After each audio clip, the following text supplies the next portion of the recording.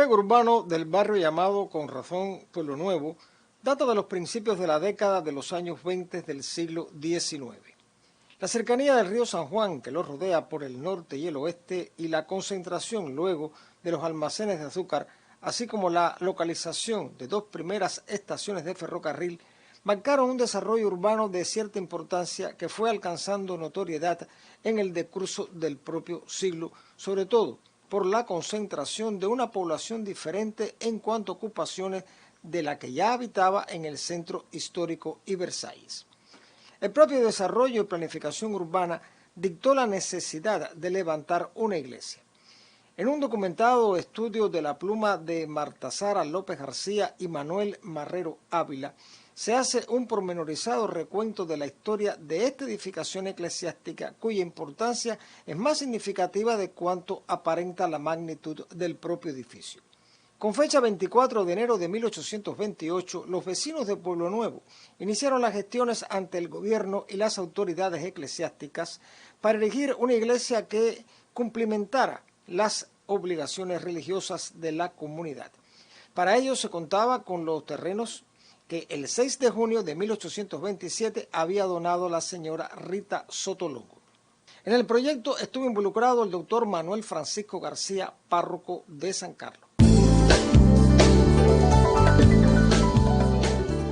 Varios contratistas pretendieron la adjudicación de la obra, que ya contaba con el concurso popular a través de funciones de teatro y circense como medio de recaudar fondos. Analizadas las propuestas y precios, la construcción se encargó al señor José Hernández, quien firmó sus contratos con el propio padre García el 10 de diciembre de 1828. Mientras esto ocurría, la parroquia de San Carlos no adelantaba gran cosa en materia de edificación, y quienes la visitaron en la época, como el reverendo Abel Abbott, consignaban la pobreza de su fábrica, no completa sino hasta 1840, luego de 105 años de iniciada la obra. La primera piedra de la iglesia de Pueblo Nuevo se bendijo el 25 de diciembre de 1828, solo 15 días después de aceptado el contrato.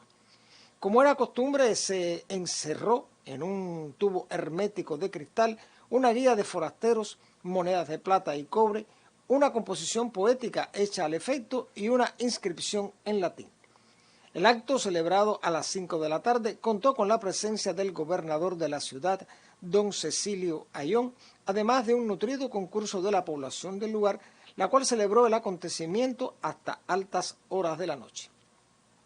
Para el 14 de mayo de 1832 la iglesia estaba concluida y en su altar mayor se colocó la imagen de San Juan Bautista, patrón de la barriada.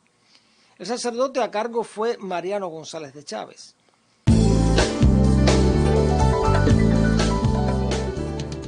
González de Chávez no fue un hombre dedicado a su ministerio religioso en exclusividad.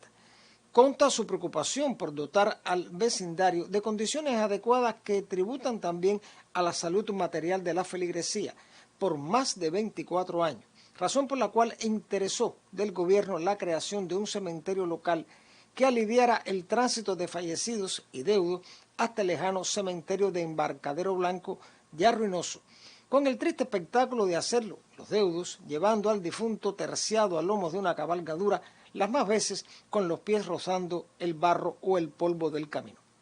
Su petición fue desatendida después que los vecinos de Versalles alegaran igual beneficio para su barrio. Las aspiraciones neopoblanas no se resumieron a las negativas. El 12 de diciembre de 1853, el capitán general de la isla, el brigadier don Juan Rodrigo de la Torre, recibió la solicitud de hacer de la iglesia una parroquia de ingreso, quien días más tarde se dirigió al obispo de Cuba, monseñor Francisco Flex Solans, dando su acuerdo y conformidad.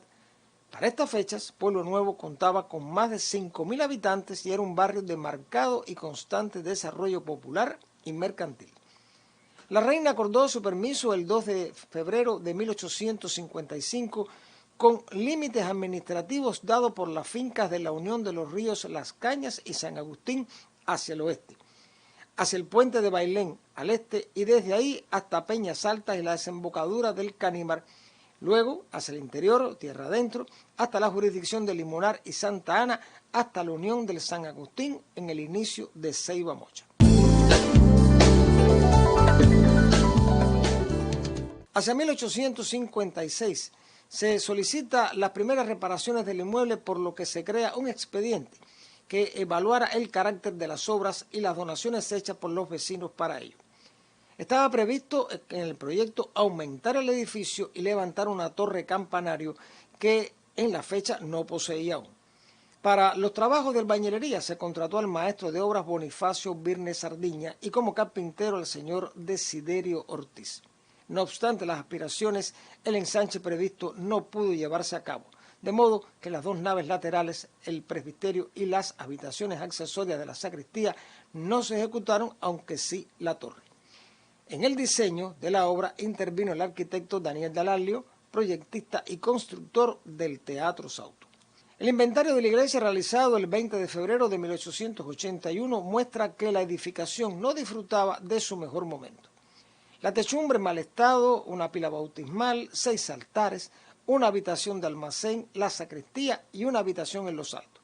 El altar mayor dedicado al santo patrón, Juan el Bautista, y de valor particular resultan los libros parroquiales remozados y encuadernados en 1889. Si bien la edificación estaba urgida de atención, vistos los estragos de la obra, calificado por el párroco Federico Romeo y Rubio como deplorable. Las fiestas del santo patrono fueron la ocasión de recaudar fondos entre la vecindad, empleados parte de ellos en la construcción de un parque en el entorno de la iglesia. Para 1909, la parroquia contaba ya con 12.000 feligreses, reportando en ese año 1.604 bautizos y 37 matrimonios. El comienzo de la segunda década del siglo XX trae la designación de la diócesis de Matanzas por su santidad Pío X, el 10 de diciembre de 1912. El primer obispo designado para ocupar la silla episcopal fue el norteamericano Charles Warren Currier, quien el 7 de febrero de 1915 realizó una visita pastoral al lugar. Si bien este prelado no fue una de las figuras prominentes de la iglesia en la ciudad, resultando en cierta medida una herencia de la ocupación norteamericana. Ese año coincide, además, con la represión de los independientes de color y los intentos de una tercera ocupación de la isla por los Estados Unidos, vista la inestable situación financiera y política creada en el marco de estos convulsos acontecimientos.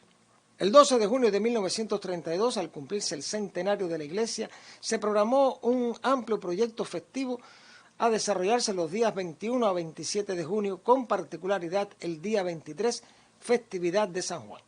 Fue la ocasión de un lucido jolgorio popular que mezcló las actividades propiamente sacras con aquellas de concurso público diverso, tales como rifas, carreras, competencias, bailes, festivales de poesía y retreta.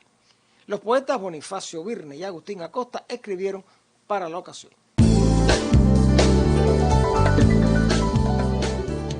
En 1948 un ciclón casi destruyó el templo, por lo que en 1951 se iniciaron los trabajos de restauración que no concluyeron sino hasta 1953. La intervención constructiva cambió las puertas, consolidó las paredes, reparó los techos, fabricó nuevos bancos, reparó el altar mayor, pintó los muros, cambió la instalación eléctrica, restauró las imágenes, construyó una nueva escalera al campanario, aseguró el área de las campanas y remozó el despacho parroquial. Tan ingente tarea fue obra de muchos neopoblanos a través de colectas, donaciones personales y otros actos de beneficio. En el marco de las nuevas normas litúrgicas adoptadas por el Concilio Vaticano II, se realizaron las modificaciones pertinentes en el presbiterio y los altares, que aún se conservan, obra del padre Armando Martínez, sustituto de Domingo Lorenzo, desde mayo de 1964 a noviembre de 1969. Entre los años 64 y 68 se editó por la propia iglesia la hoja dominical, distribuida cada semana, animando a los neopoblanos al sostenimiento de su fe y de su iglesia. Esfuerzo sin duda meritorio por lo que significa en materia de sentimientos de pertenencia y apego a su ministerio sacerdotal.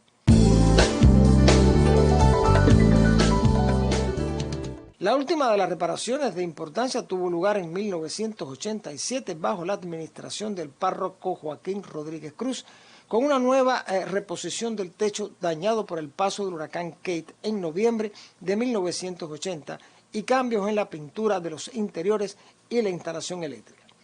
El 16 de junio de 1997 se hizo petición al obispo Monseñor Mariano Vivanco Valiente para proclamar oficialmente a Nuestra Señora de la Merced como copatrona de Pueblo Nuevo, lo cual fue aceptado y divulgado un día después. A ello se suma la publicación del boletín El Neopoblano entre enero de 1998 y mayo de 2001, órgano divulgador de la vida y cultura de la comunidad. No es posible, en el breve espacio de una crónica, resumir una historia de más de 180 años. La iglesia de San Juan Bautista de Pueblo Nuevo sigue en pie y es tributaria del respeto que se debe a una obra monumentaria inserta en la historia de la ciudad, de la cual es parte indisoluble, y de uno de los barrios más populosos y pintorescos de la Atenas de Cuba. Los invito y los convoco para un nuevo encuentro con la historia y el recuerdo, porque la memoria es la dueña del tiempo.